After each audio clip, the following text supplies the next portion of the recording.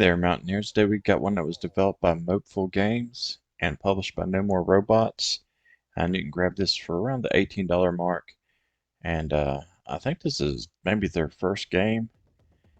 If it is, it's incredible to do, because this game is it's a really quality game. It's Fashion Police Squad.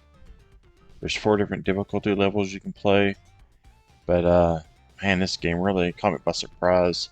It's got really cool like cutscenes and a really awesome story. Um, Man, I know my videos here recently, and I haven't been too excited, and it's a lot of dread because I get a lot of games, and a lot of them are mediocre, and it's just a hassle to review and to play. But when you get something like this that catches you off guard, and it's really, really surprisingly good and unexpected, and it kind of makes it worth doing. And this is one of the games that just really make reviewing games, worth it. Because I probably wouldn't have played this if I, wasn't reviewing it. This is probably not something that I would have grabbed, and so I'm thankful to find something like this. It's really cool. It's got that Wolfenstein type Doom old school style, but it's got like a fresh take as well. It's got like things that are new. You have different enemy types, which require to use your weapons in different ways. You're a fashion police officer, and you're like trying to get people that are wearing like too tight of suits or wearing socks and sandals you see there.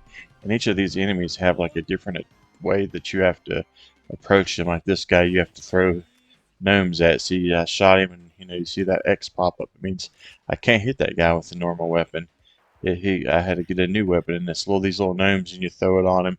You also get like a sewing machine gun that's pretty cool. It also has like a grenade launcher, but it's also like a machine gun as well. Then you have the other one that's sort of like a shotgun, but it has a laser beam, so you're always running in to new enemy types in the different areas, and then you have to, unlock a different weapon style and a different attack style to defeat that enemy. So that's really, really cool. You also get a belt, and one of the enemies you have to use the belt on, but you can also use it to fly around on beams to get you to different areas. See, like you see there, the woman tells me, I gotta do a different attack style, and then right there's the grenade launcher that like puts him in like a spider web, and then you can shoot him. But that's the only way you can defeat those guys. You have an overworld map that shows you the different missions, and it'll tell you, what you're trying to do. And different places will have different bosses, and the bosses are really, really cool. You'll fight like a guy that looks like Kingpin. Um, you'll fight, and you also unlock different uh, like outfits and stuff, to wear. Right here is like see how you use your whip to get to fly on these beams. It'll be kind of difficult to get the hang of it first, but once you do, it's easy. And there'll be different parts of the map that you can get to using these as well to find hidden items. Because there's lots of hidden items, so like posters. See, at first I really didn't understand how to do this, but once you get the hang of it, it's not that bad, and you'll be able to find, like new areas on the map. There's also like little things you can bounce around on, like wasn't like the shutters like over windows. You can use those to bounce to get to different places as well.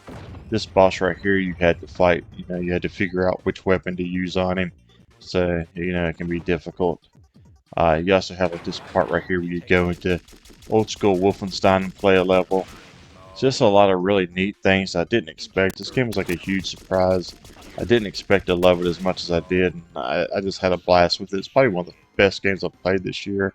It was just so much fun. Like this guy right here, you don't know, how to attack him. You have to figure it out.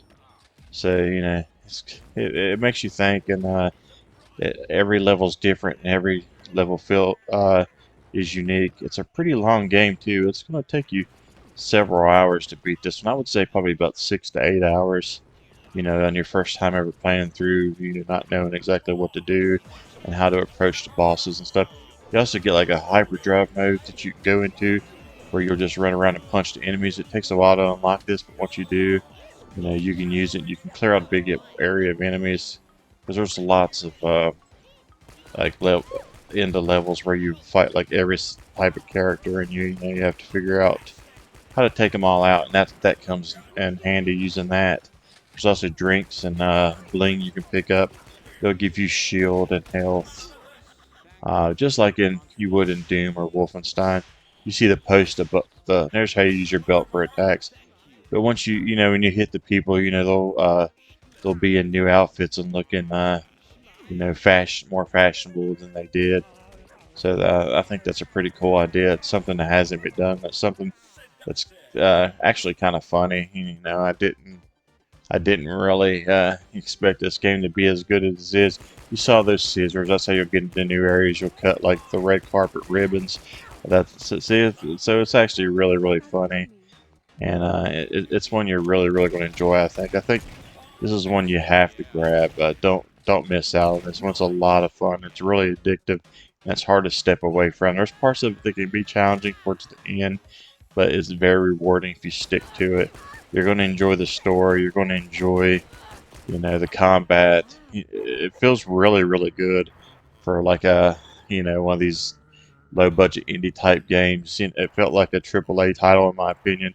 Yeah, I was so surprised from start to finish, and I just loved it to death. Here's one of the cool boss fights. This is probably one of my favorite bosses I fought.